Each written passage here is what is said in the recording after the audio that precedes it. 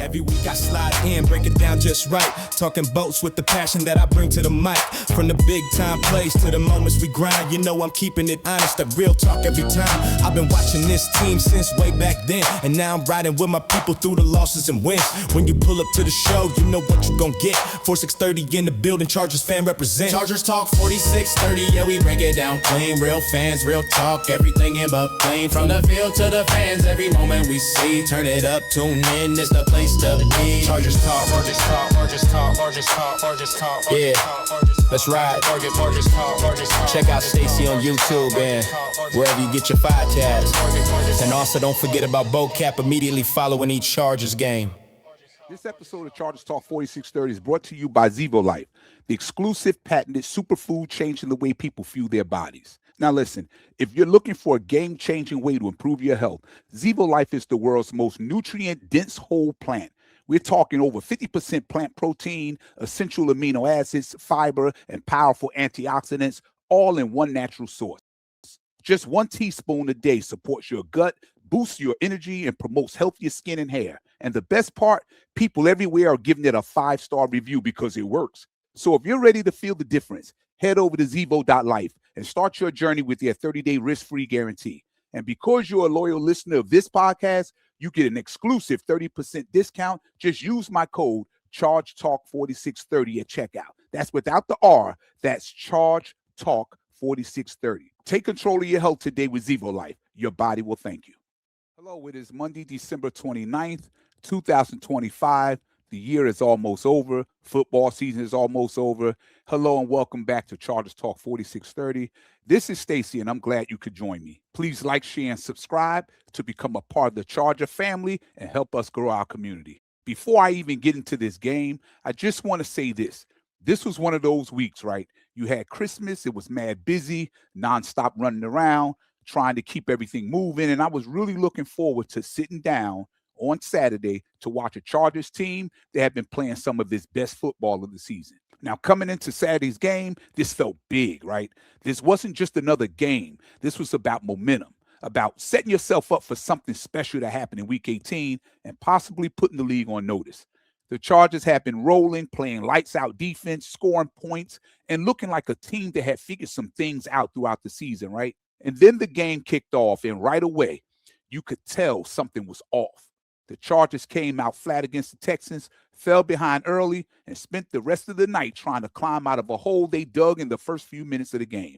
And once you're playing from behind against a defense like the Texans, you're already fighting the uphill battle. So let's get into how this one got away, what went wrong early, and what I actually liked about the response, and why, despite the loss, this team is still very much alive when it comes to the postseason.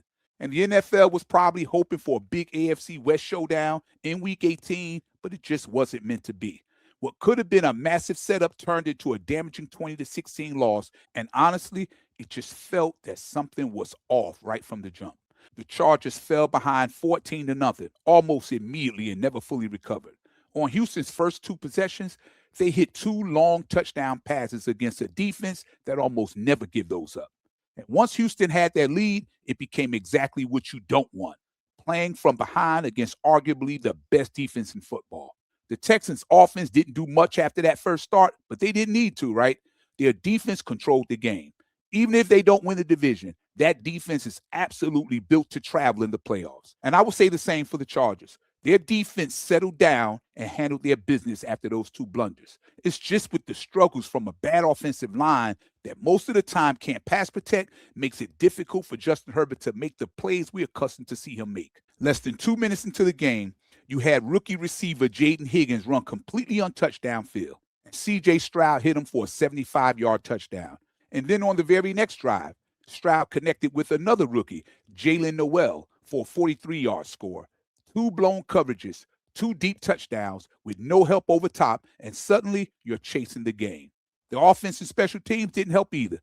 Justin Herbert hits Quentin Johnston for a 60-yard gain. Then the very next play goes off Ronnie Gaston's hands and gets intercepted.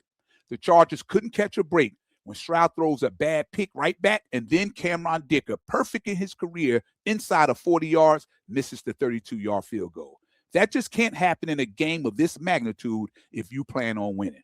And at halftime, the Chargers were down 14-3 and didn't look like the playoff team we know they are. Now I'll give them some credit. After those two early busts in the first quarter, the Chargers defense locked in. Houston never entered the red zone all game. After the first 5 minutes, the Texans managed just 2 field goals the rest of the way. Late in the third quarter, the Chargers finally found the end zone. Herbert was incredible on that drive, a 28-yard scramble on 3rd and 14, and then an 8-yard completion on 3rd and 6 while being wrapped up and refusing to go down. Gaston finishes it off, and suddenly it's a 17-10 game. Now, this is where the referees completely inserted themselves. There was a huge moment in the fourth quarter. I was going crazy listening to Rich Eisen call the game because every play he was yelling, massive play. But the Texans drive, and it was 3rd down. The Chargers needed to get Houston's offense off the field, right? Dayan Henley comes on a perfectly timed blitz, runs through untouched, hits Stroud clean, and forces a turnover. The crowd goes crazy, but a flag comes out. Completely changes the game. That was devastating to the Chargers. They had all the momentum. That call killed the momentum that they had. Then later, with about 4 minutes left, the Chargers do exactly what they need to do. Get Houston's offense off the field and give Justin Herbert a chance for a potential game-winning drive. Instead, a flag comes out for illegal touching after 5 yards against Tarheeb Steele. Now, I've watched that replay over and over, maybe 10 times, and I just don't see it. I still don't see it. It looked like the receiver kind of stumbled into him, but that call wiped out a huge opportunity for the Chargers. And listen, this isn't just about the Chargers. I watch football every week. Players have said it. Great players have said it over and over. There's a penalty on every single snap. The issue is when referees choose to call it. If it's obvious, fine. I can live with it. But when it's a ticky-tack call in a massive game with playoff implications and you have to watch the replay 10 times just to try to find it, that's a problem. Games should be decided by the players between the white lines, not the referees. So yes, the Chargers hurt themselves early with coverage busts. Dante Jackson passed off Higgins expecting help that was never there. Same thing on the second drive. Miscommunication, nobody home. Those mistakes put them in a hole, but after that, the defense played lights out. And here's the stat that matters. After those 2 blown coverages, the Chargers scored 16 points and the Texans scored 6. Houston never entered the red zone in this game. That tells you everything you need to know about how this defense responded. And at the end of the day, it is what it is. The Chargers didn't get the win, but they were in the tournament. Nobody gave them anything. They earned their playoff spot with how they played all season. Now looking ahead to Denver, that game means nothing. The Broncos have the division locked up. The Chargers are in the playoffs, and there's no reason to risk anyone, right? I expect both teams to rest starters. Treat it like a bye week. Heal up, reset. And hey, if the Chargers back up, beat the Broncos, and they finish 12-5, cool, even better. But yeah, I was frustrated. The officiating played a role in this game, and it shouldn't. But this team showed heart, and the defense showed it can shut down elite offenses. I talked to a few people that was there at SoFi, and they told me the fan support was incredible. It finally sounded like a Chargers home game, and that matters, that the support is finally there now. Now it's about going on the road and playing clean football and giving yourself a chance. You're in the dance, and once you're in, anything can happen. On to the playoffs now. So let's turn the page. That loss officially takes the shine off what could have been a massive Week 18 matchup, but the reality is this.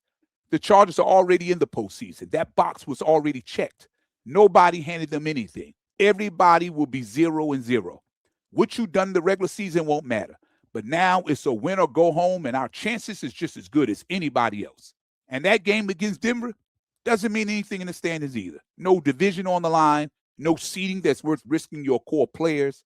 So I fully expect the Chargers to treat this like a bye week. Rest Justin Herbert. Rest your key guys. Stats don't mean shit at this point. The great Hall of Famer Dan Marino's stats are just as good as any quarterback in the Hall of Fame, but he has no hardware to show for it.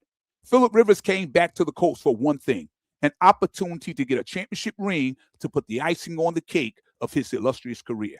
So Chargers, get healthy and let the backups get some runs. I expect Denver to do the same thing. The last thing either team wants is an unnecessary injury in a meaningless game, because the real season starts after that. The bigger picture is simple. You're going on the road, you're likely playing a physical team, and you're going to have to win a playoff game away from home. And if you're looking for something to hang your hat on, it's this defense. Outside of those early busts, they shut Houston down. No red zone trips, 2 interceptions, really 3 because after the Henley sack, they called it back with that ridiculous flag. But defense travels, and you can win anywhere with it. That gives you a chance, and the Chargers have that chance. Are there some things to clean up? Absolutely. You can't spot teams' early points. You can't have uncharacteristic mistakes. And you can't let outside factors take you out of your game, especially in the playoffs, right? But once you're in the tournament, anything can happen. Get healthy, Chargers. Reset. Focus on what's next, and then go try to steal a playoff win. That's where this thing is heading. Thank you. This is Stacy. Until next time, this is Chargers Talk 4630. Please like, share, and subscribe, and I thank you again and appreciate your support. Both up. Chargers Talk 4630. Chargers Talk 4630.